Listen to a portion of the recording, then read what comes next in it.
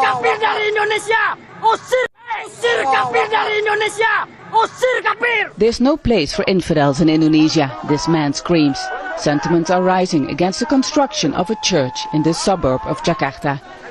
Members of hardline groups like the Islamic Defenders Front took to the streets to show their anger at the increase of churches in predominantly Muslim Indonesia. Pada video kali ini kita akan membahas satu video yang menarik, di mana percecokan antara dua agama kembali terulang. Ya siapa lagi? Kalau bukan Kristen dan Islam. Kenapa saya katakan ini menarik? Karena biasanya umat Kristen yang selalu dipersekusi dan yang menjadi korban, tetapi pada bagian ini orang Islamlah yang kena batunya. Biasanya umat Kristen yang dilarang beribadah, dibubarkan bahkan dilarang membangun gereja, tetapi pada kali ini terbalik. Ceritanya adalah di Papua terkhusus perumahan Jaya Asri Entrop, orang Islam mau membangun pesantren, kebetulan pada hari itu peletakan batu pertama. Namun dihambat oleh orang-orang Kristen supaya tidak membangun pesantren dengan berbagai alasan. Supaya lebih jelas mari kita simak videonya.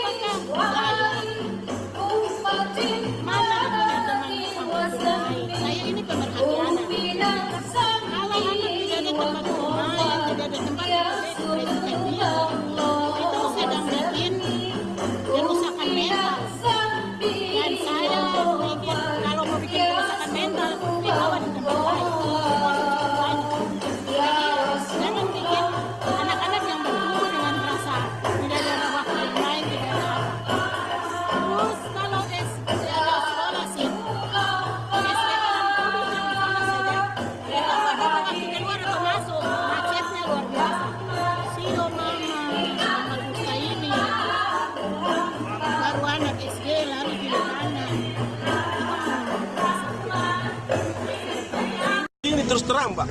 Kamu orang demo, kamu orang demo, kawan saya itu terus aku bisa begini, kan? Betul kan tidak, Pak? Jadi saya tanya terus terang, dorong ini, Ibu Alfon, setiap ketemu kita kumpul, hari raya HUT apa, kumpul rapat tiap hari. Kenapa kau tidak bicara dari hati ke hati dengan saya? Padahal mana? Kita dari gereja mengundang kamu ini bagaimana? Itu maksudnya.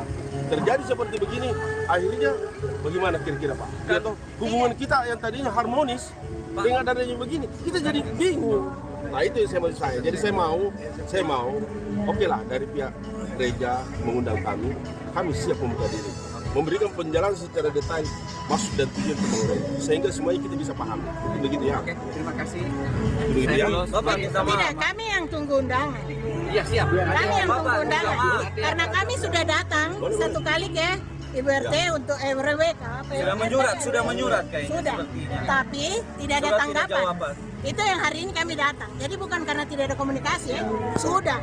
Tapi tidak ada jawaban untuk kami juga. Aduh, terpusing kita orang kan? Nanti akan kita bicarakan. Bilang saudara berterpusing.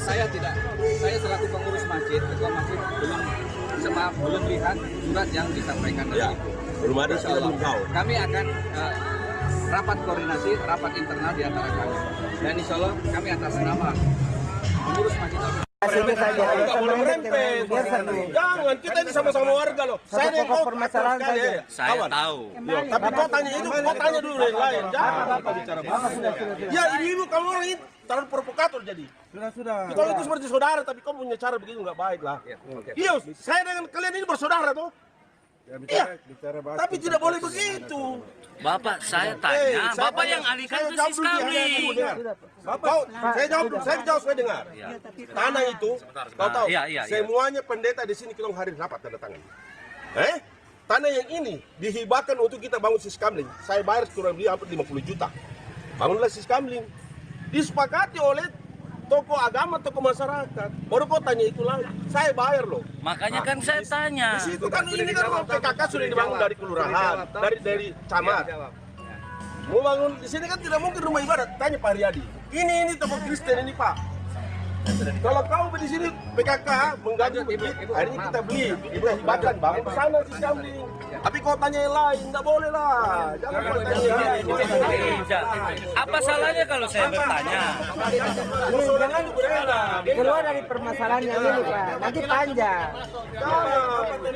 Biar harga ibu ketua majelis, ibu ketua jemaah. Orang sentimen kau kalau kau tanya begitu, ini kita bangga, ini kita warga. Bukan cuma orang Islam yang sentimen kau, orang Kristen sentimen kau.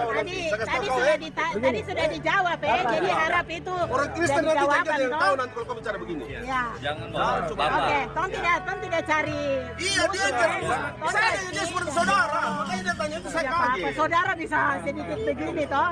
Oke, tapi itu yang hari ini kita datang mau tanya seperti itu karena tidak ada ini, jadi itu kita menolak kalau di sini akan dibangun pesantren dan di sini akan dibangun apa seperti itu. Kalau bangun apa tempat untuk apa macam bilang apa TPA apa bukan apa TPA. mau apa mengaji kamu apa kan di situ tidak apa-apa, tapi kalau sekolah menurut kami tidak seperti itu yang kami menolak kalau dalam terus apa yang bisa kami pegang untuk hari ini. Ibu, karena ibu berdasarkan kita lisan, kalau kita pegang ada dokumen, ya harus ada dokumen. Maksudnya ibu, maaf, saya lisan menyampaikan ibu lisan, tapi saya rekam. Mungkin ada hal yang khusus, mari kita sama-sama lakukan melalui perwakilan dari kita bersitu, kita bersama-sama. Yang izin kami bersama-sama. Alasan pertama kenapa mereka tidak mengizinkan membangun pesantren, karena orang-orang Kristen Papua menganggap kampung yang mau dibangun pesantren tersebut, diklaim sebagai tanah Injil, di mana Injil mula-mula mulai menyebar di kampung itu sehingga banyak orang percaya di sana. Sehingga mereka menganggap sayang sekali kalau kampung yang dianggap tanah Injil mau dibangun pesantren, ini berpotensi terjadi pengislaman di sana, sehingga mereka tidak menerima bahkan menghambat. Yang kedua adalah, kemungkinan sebenarnya ini tercermin dari umat Islam yang selalu mempersekusi dan dengan semena-mena bertindak seenaknya terhadap kaum minoritas atau Kristen. Mereka menganggap bahwa kenapa umat Islam bisa mengusir, kenapa kita umat Kristen tidak bisa. Sehingga muncul niat yang begitu nekat dari kaum Kristen. Jadi seolah-olah balas dendam. Sebenarnya kita tidak bisa banyak berkomentar, karena ini mengenai kesabaran. Sesabar-sabarnya oknum orang Kristen, pasti ada masanya untuk menuntut keadilan. Jadi pada akhirnya kita bisa simpulkan ada dua kemungkinan. Kemungkinan yang pertama adalah, ini sebagai tindakan protes terhadap pemerintah untuk menegakkan keadilan mengenai kebebasan beragama. Kemungkinan yang kedua adalah, ini sebagai bentuk pembalasan, dengan pengertian bahwa, mengapa kaum muslim berani meralang kita beribadah, bahkan membangun gereja, kenapa kita tidak bisa? Ya, shalom teman-teman semua. Terima kasih sudah menonton video ini dan kiranya ini menjadi pelajaran bagi kita. Kalau boleh jangan terulang lagi ke depan hal-hal yang seperti ini. Kita sudah menyaksikan awal video tadi bahwa ada sekelompok muslim ya yang mereka berteriak-teriak di sana, mereka bersuara mengatakan usir kafir dari Indonesia. Nah, teman-teman, dengan demikian mereka menganggap bahwa seolah-olah punya merekalah negara Indonesia ini.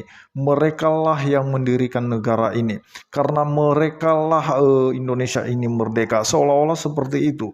Karena seringkali mereka mengklaim diri mereka sebagai mayoritas. Sehingga mereka bebas melakukan persekusi terhadap kaum minoritas. Mereka bebas menindas kaum minoritas. Dan itulah yang terjadi di beberapa daerah di Indonesia. Di berbagai daerah teman-teman. Hampir dari tahun ke tahun ya terjadi yang namanya pembubaran ibadah, pelarangan ibadah, persekusi gereja dan lain sebagainya, bahkan sampai terjadi penyerangan ya di gereja ketika orang Kristen, umat Kristen berdoa. Nah, teman-teman, inilah yang sering terjadi. Kenapa? Karena mereka menganggap bahwa ketika mereka berada di situ sebagai mayoritas, maka tidak punya hak minoritas untuk beribadah di situ. Padahal Undang-Undang Dasar tahun 1945 itu sudah menjamin hak kebebasan kita, setiap warga Indonesia itu bebas beribadah sesuai dengan keyakinan masing-masing. Apakah kalau kita berdoa di rumah kita sendiri, apakah kita perlu izin? Nah, itu kan tidak mungkin. Nah, teman-teman, oleh karena itu kita lihat tadi di video selanjutnya terjadi juga di Papua, yang dimana mereka menolak pembangunan pesantren di sana ya. Yang artinya kita lihat tadi bahwa mereka buru-buru, mereka dengan kejang-kejang berbicara tentang keharmonisan, tentang kerukunan, tentang bersaudara. Selama ini mereka tidak menganggap kita sebagai saudara, tetapi ketika pembangunan pesantren mereka ditolak, disitulah mereka mulai mengucapkan kata saudara, kita bersaudara. Nah, kita harus jaga keharmonisan. Nah, selama ini yang terjadi di luar Papua, bagaimana itu ketika ada pembubaran ibadah, bahkan sampai penyerangan terhadap umat Kristen? Kenapa selama ini tidak pernah keluar kata-kata kita bersaudara ini? Kenapa ketika mereka yang mengalami hal yang sama, mereka lah mulai ngomong harmonis, saudara, dan lain sebagainya. Nah, oleh karena itu teman-teman, artinya mari kita sebagai warga Indonesia punya hak masing-masing, dan hak kita itu dilindungi oleh hukum teman-teman ya, bahwa setiap kita berhak untuk beribadah, berdoa sesuai dengan keyakinan kita masing-masing.